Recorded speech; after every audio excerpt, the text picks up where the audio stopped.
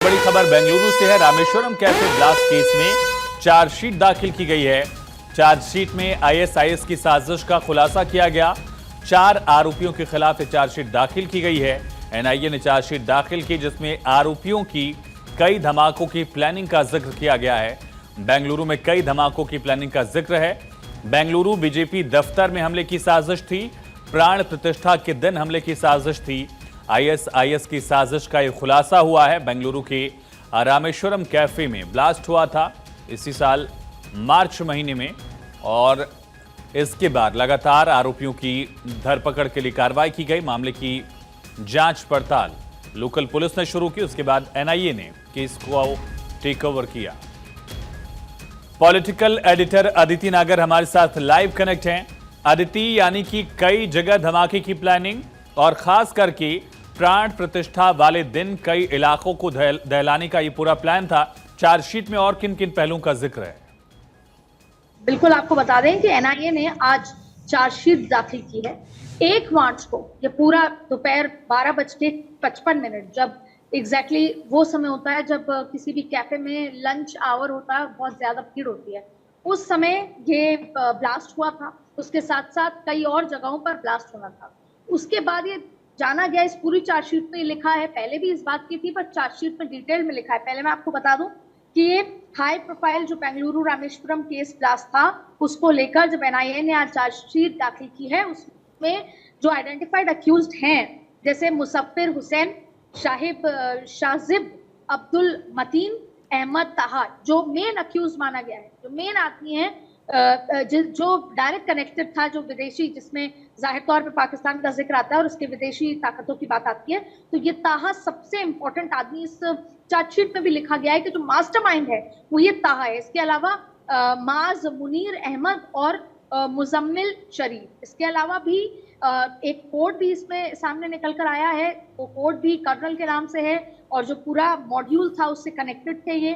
इसके अलावा पहले भी चार्जशीट में जो चार्जशीट लिखी गई है उसमें पूरी कहानी बताई गई है कि ब्लास्ट होने के बाद 10 दिन तक ये भागते रहे थे। इसमें से 2 लोग पकड़े गए थे बंगाल में रोज अलग अलग नाम पे, अलग अलग खोली में, अलग अलग जगह जाकर रहते थे।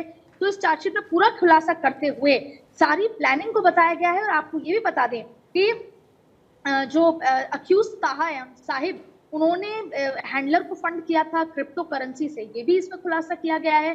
ताहा ने एक फिएट को अलग तरीके से इसको कन्वर्ट करके कैसे तमाम तरीके की चीजें, P2P प्लेटफॉर्म, कैसे वो जो आईईडी का अटैक किया गया उसको कैसे तैयार किया गया, कहाँ कहाँ कनेक्ट था, लोकल 2 डॉक्टर्स कैसे कनेक्टेड थे, उनकी चार्जशीट में पूरी बात कही गई है। और इसके अलावा जो फंड्स थे वो यूज किए गए थे ये और भी अलग अलग जगह जहां पर बेंगलुरु में वायलेंस करना था, जहां पर अटैक, उसको लेकर भी उसमें पूरी जो इनके पास से जो चार्जशीट में जो दाखिल किया गया वो भी डिटेल में बात कही गई है।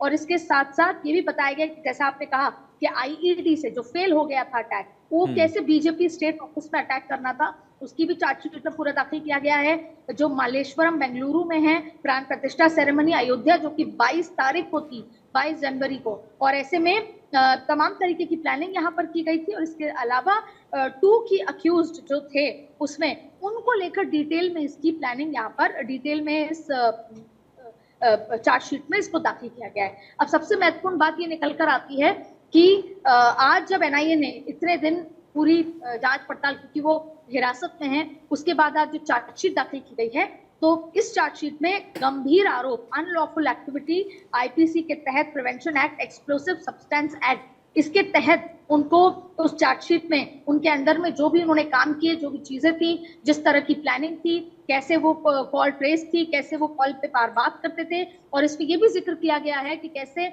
पाकिस्तान से एक वीडियो भी रिलीज हुआ था अप्रैल में, जिसमें उन्होंने जिम्मेदारी लेते हुए आगे ये भी कहा था कि हम रेलवे जो ट्रेन्स हैं उनको अटैक करेंगे, हमारे जो स्लीपर सेल्स हैं वो डिट्रैक्ट करेंगे ट्रेन्स को। इसके साथ साथ उन्होंने और भी अस्पताल से लेकर अलग अलग जगहों पर अटैक करने की बात कही गई थी। तो ये तमाम जो घटनाक्रम है उसके पीछे और आगे का सारा चार्जशीट में लिखा गया है। और आज जो एनआईए ने चार्जशीट दाखिल की है, उन चारों अक्यूज के बारे में, उनके इंटेंशन, उनसे जुड़े लोगों के बारे में तमाम चीजें जो हैं उनका इसमें नाम है। और इसके अलावा भी और नाम ऐसे जो जिनसे ये माना जा रहा है कि संपर्क में थे, उनके नाम भी इसमें जोड़े गए। क्या किसी लोकल मॉड्यूल का जिक्र है या किसी ऐसे मॉड्यूल का जिक्र जो आईएसआई से डायरेक्ट कनेक्शन रखता हो या फिर दूसरे आतंकी संगठनों से भी इस तरह से जुड़े थे, इसका भी कोई जिक्र है आदित्य? देखिए, आईएसआई की तरफ से इस बात की जिम्मेदारी ले ली गई थी और आपको याद होगा पाकिस्तान से उसका एक वीडियो भी अप्रैल में जारी किया गया था।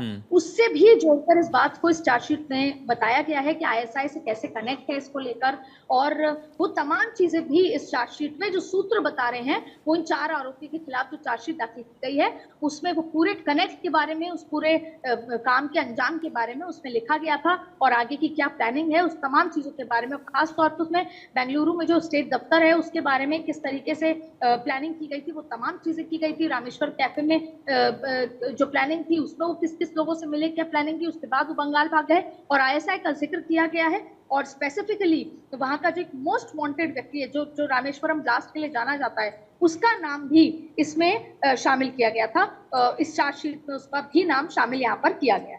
जी, तमाम जानकारी के लिए अदिति आपका बहुत शुक्रिया। 4 आरोपियों के खिलाफ चार्जशीट दाखिल की गई और साथ ही कई धमाकों की साजिश इसमें थी जिसका जिक्र अदिति ने किया, डिकोड किया गया कि किस तरह से इन्होंने प्लान किया था बीजेपी दफ्तर पर अटैक करने का।